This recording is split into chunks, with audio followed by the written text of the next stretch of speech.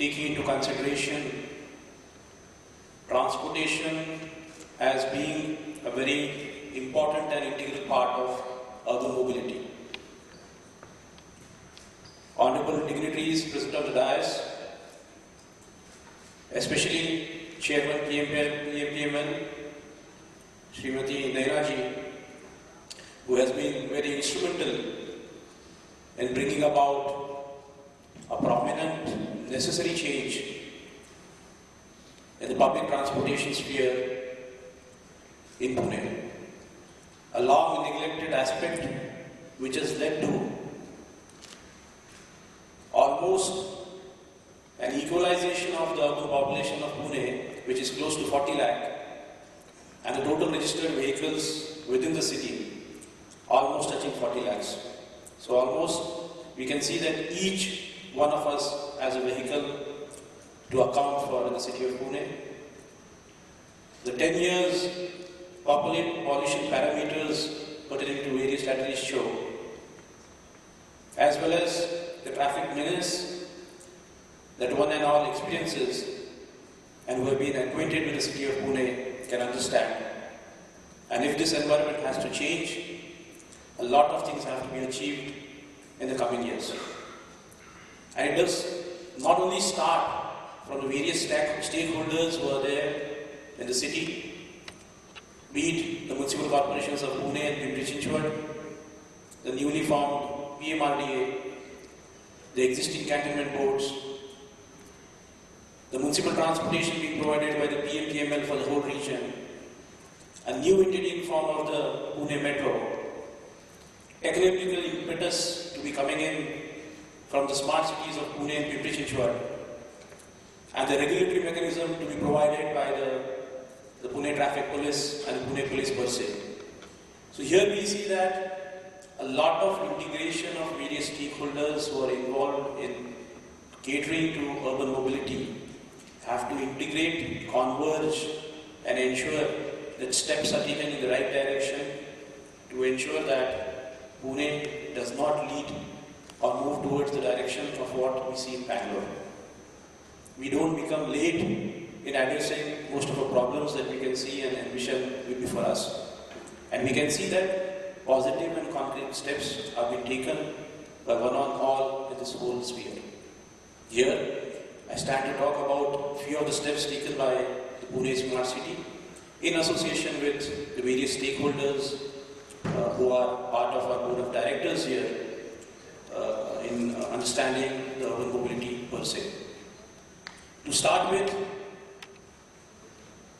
the urban comprehensive mobility plan, to understand what the city stands for and what should be the direction, has already been undertaken, and since long back, 2007-2008, the city of Pune, recently PMRDA and the Metro have undertaken various plans and studies for the city of Pune, which has been the guiding force for most of the interventions that we are taking. But while doing so, we also try to bring in much more localized urban plans and designs that were adopted by the municipal corporation when we went in for urban street redesigning or non-motorable transporting form of cycle plans and others. An intention that we go for much more cleaner kind of adoption of vehicles, be it in CNG or e-buses, was something which was adopted by the city councillors at large. The first set of interventions started happening in the physical infrastructure sphere, where we see that most of the roads that are available for our mobility within the city are those which are developed through the development plans that have been planned by the corporations. Incorporating this, adapting and ensuring that all these roads are set up and developed in the proper way was a challenge in itself. The city of Pune itself has about 1,700 kilometers of development plan roads which exist on paper, but the city has been able to develop only 1,400 of them.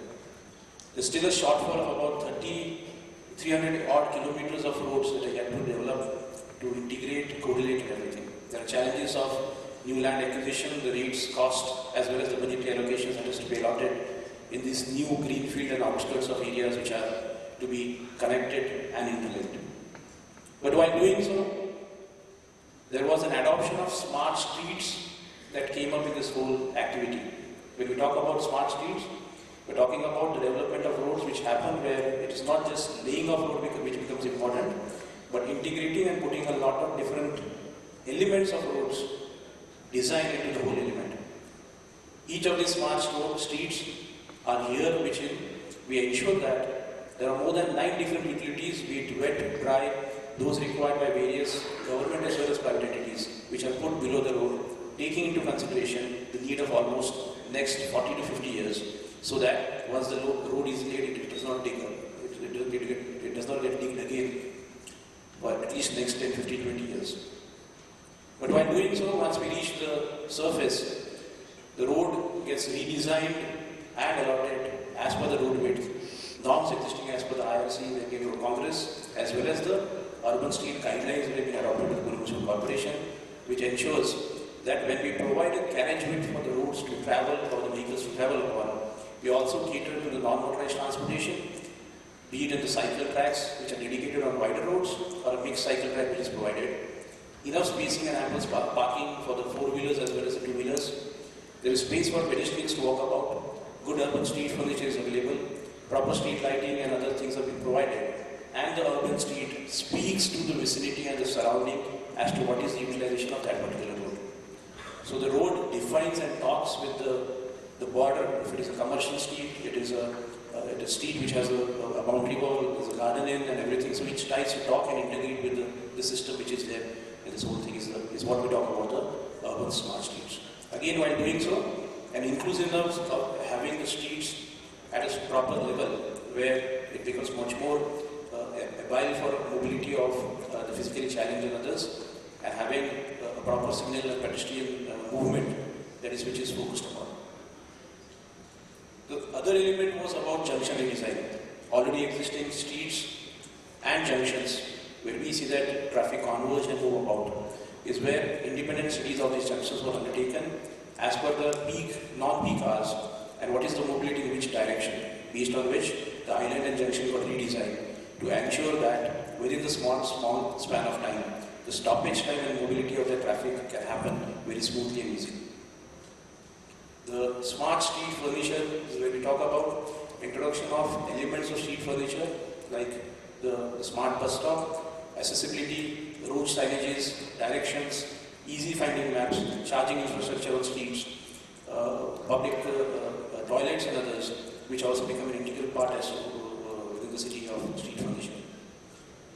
Another element which gets neglected on the long way was the encroachments. Encroachment in form of temporary vendors, permanent structures, intrusive parking, where a survey of these elements, rehabilitation of these elements, ensuring there's a smooth flow and removal of black spots becomes essential and necessary, is what the corporation as well as the Pune police is doing. Then another important phase is the transit hub, where we see that 2 modes of transportation come together. We ensure that there's space enough for all of them. There's a transit hub with the metro, state transportation, the municipal transport, bus stop and everything which is happening at the Smart Gate. Under the smart city, an old, desolate, unused space that was the old Chakat Naka, where octroi was created by the city of Pune and the land was almost in disuse, is being utilized today as a parking lot as well as a bus bay by the PMPM. Converting it into a much more utilizable transit hub, because we are expecting the new metro, the third metro route from the Hinjewadi to Shivaji Nagar moving through this place, the highway which is adjacent to it, and it becomes a good enough multimodal transportation transit hub where a person can move from the metro into a bus, into a private car or a taxi, an auto and everything, and a hub for that is created, which ensures that mobility towards public transportation or from one medium to another becomes much more easy. After the physical infrastructural interventions, we can just have a glance of the technological interventions that are necessary to integrate and introduce new kinds of interventions. The ITMS is already functional in the first phase of PMPML, where almost 2,000 odd buses have been put on vehicle traffic system, and there's a command and control center which is already existing.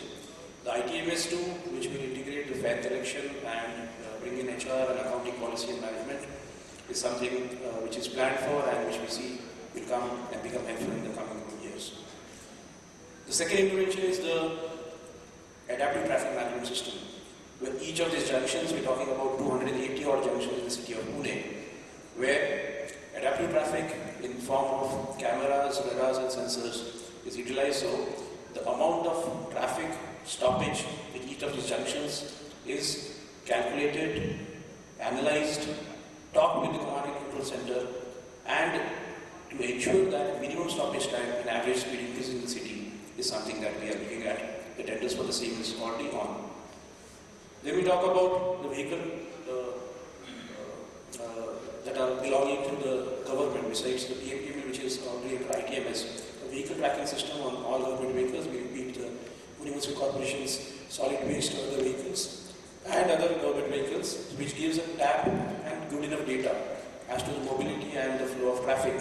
Today, where we have to rely on things like Google or TomTom, we can have our own system of data collection and compilation as to mobility. Is something which is already started. The next intervention is about the CCTV cameras and red light violation detection. So safety and surveillance becomes an integral important part. The Home Ministry, Government of Maharashtra, along with the Pune Police, are already having close to 1,400 cameras at 380 locations. But in addition to that, about 400 odd cameras are being added from the Pune Smart City side, as well as there is an integration from the Pune Municipal Corporation side. We will be adding close to 800 more cameras. So there's good enough data that flows into the system about the surveillance system, and where a fear and a system of the red light violation detection, where with available manpower and increased traffic, nuisance or menace pertaining to violations can be reduced, is something that is looked at. All these systems are getting integrated into the integrated command and control center, which has been already set up by the Pune Smart City, where streams of data flows in. And this data is available real time onto the streets, where we have almost 160 odd variable message display boards posted all over the city. It gives real time data pertaining to the time that is required from that particular point to reach to the railway station or the airport or the bus stop. Besides that, data pertaining to any outburst of any disaster, be it like the flood menace that we had recently, is displayed on these boards, besides the social messaging that happens. We also have a public addressing system which is located at almost 135 different locations, which each of them can be independently controlled and can be assessed and utilized by the Pune Traffic and the Pune Police Department, also the disaster management cell. The One City One card, which is already started with the Me card by the PMPML, is something that will gradually integrate with the metro and the other last mile connectivity systems which are there. It will also be gradually converted with the national card of urban mobility for the whole country, and it will also serve as a merchant card for various functions in the city of Pune. When we look at these interventions, I'd like to also highlight that undertaking different kinds of studies and changes and parameters, there's always a component of behavioral change that has to be introduced and seen in the city, wherein studies with the Rocky Mountain Institute on the setting up of the Urban Mobility Lab, where we had a closed almost 3-day session in the city, and an interaction which is happening pertaining to various elements of best practices that we can adopt from them. In addition to that, we had the Plus Alliance of almost 3 odd cities of Sydney, Phoenix and London, where universities from all the 3 cities were in Pune to set up the Urban Living Lab, and we'll be having a lot of impetus and help coming across from best practices that are happening in these cities also.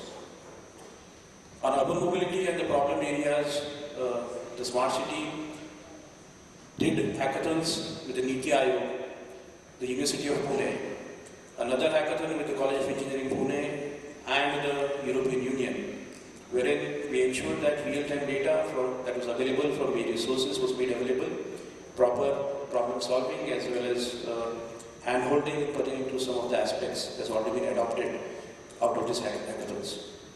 There's a behavioral change study that has been initiated within the University of Pune and the Tata Institute of Social Sciences, which will give an impetus pertaining to the urban mobility and introduction of new elements, be it the public bicycle sharing or the acceptance of the e-buses and other parameters on the city horizon along with the metro.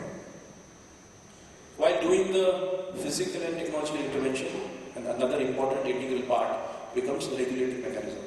When we talk about regulation, the biggest regulatory mechanism comes in the form of the Pune Police and the Traffic Department. Here, while the Pune Police has been adapting by introducing new technologies, new apps, a lot of IEC that is going on to create awareness.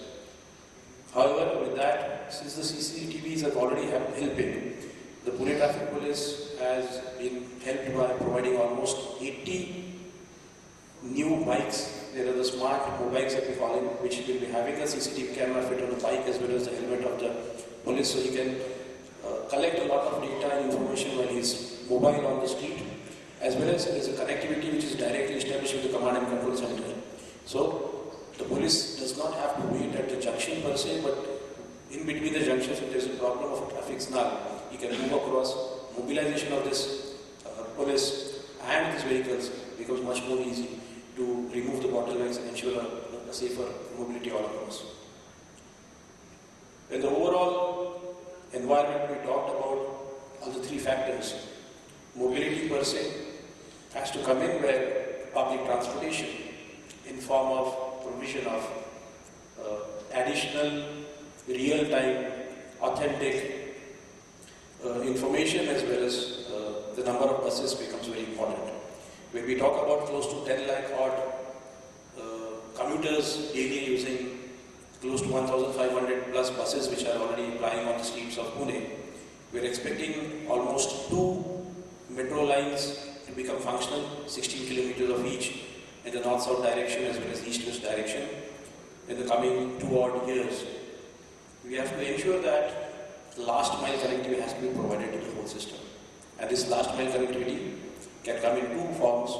One is where we talk about an e-auto, which becomes a hop-on, hop-off shuttle kind of service, both for the buses as well as the metro stations, which gets integrated with the mobility of the public transportation. So, a journey planner end-to-end from point A to point B within the city can be real-time, calculated, and can be paid through one single mechanism, be it on the card or its app. And there is good enough mobility so that people can move from his own private, secure transportation to a public transportation. While doing so, there has been attempts to ensure that while we are in the process of providing a lot of public transportation, there is emphasis towards the citizens to make them aware and acquaint them to going for sharing of other forms of mobility.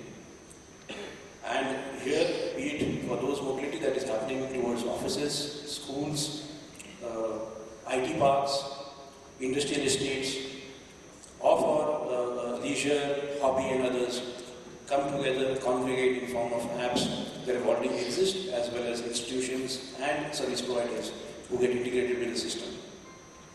In the adoption of new technology, while we ourselves are adopting e-buses and others, there is an acceptance of a lot of e-cars as well as e-bikes that has been adopted by the citizens at large. Creating of e-charging facilities and infrastructure at most of the public spaces, parking lots, as well as into private parking spaces like malls, cinema halls, hotels and others, is something which has been envisaged and as a policy formulation with the Pune Municipal Corporations all the way. So there are steps which we are taking to become ready for the future integration of all these things. And while doing so, we talk about multimodal integration, not just with the system within the city, but a multimodal integration with the transportation that has to happen intra-city. So linking up this whole transportation with the airport, the railway station, the state transportation buses, or the private buses is something which is again in the pipeline and being thought about all these stakeholders in the city. Positive steps have been taken by the government of Maharashtra and this whole system where when we talk about different stakeholders having different roles, coming together in the same city for the citizens at large, and integrated system should exist wherein the formation of UMTA has already taken place. So the Urban Metropolitan Transport Authority had its first meeting 2 months back where all the stakeholders with a lot of other entities were called in, and we see that there are prospective good days ahead in the sphere of public transportation, mobility for the city of Pune to move towards a much more smarter future. Thanks a lot.